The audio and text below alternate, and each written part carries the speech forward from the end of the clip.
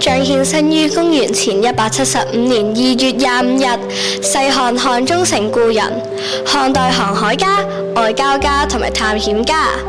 由於當時漢朝兵力較弱，經常被匈奴進攻，漢武帝希望可以聯合西方同樣被欺負嘅大月氏一齊反抗，但係前往西方嘅路途並唔簡單，許多大臣都拒絕咗出使西域遊說大月氏協助漢朝。豈有此理！匈奴欺負我哋大漢，實在太可惡啦！各位大臣，朕想聯合同樣被欺嘅大月氏一齊消滅匈奴，以免佢哋再嚟騷擾我哋。有邊個肯願意去？皇上，微臣願意出使西域，遊說大月氏協助我哋。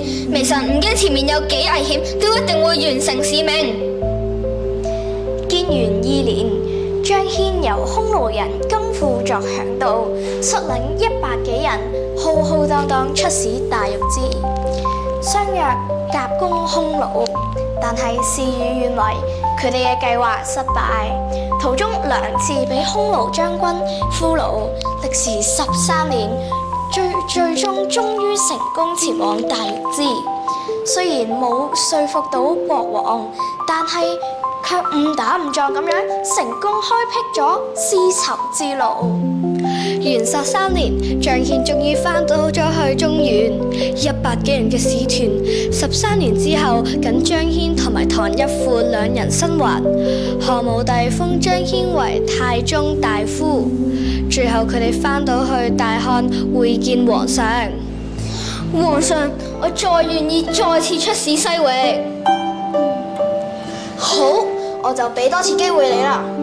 元守4年，漢武帝命張騫為中郎將，再度出使西域，希望聯合烏孫族共抗匈奴。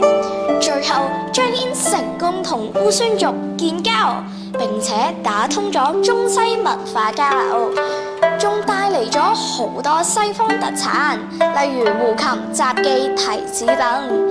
張騫嘅歸來更提供咗匈奴大量戰略、地理情報，極大程度減低咗漢朝反擊匈奴嘅難度，為衛青、霍去病等名將全面反正匈奴奠下情報基礎，跟咗中原人自此永久奪得河套地區同埋河西走廊奠定基礎。呢個就係張騫出使西域嘅經歷啦。多謝大家。